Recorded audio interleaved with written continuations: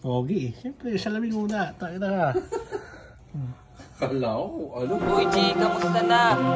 Ayos lang. Busy ka ba? Ngayon, hindi naman. Invite sana kita mag-coffee. Ano meron? May propose sana ako sa iyong business. Oh. Siguradong kikita ka. Promise, tutublihin natin pera mo. Ay, napapansin mo ba na parang niloloko na tayo? Ng mundong sobrang talino, binubobo na tayo. Pinapaikot na ng pera ang lahat ng tao.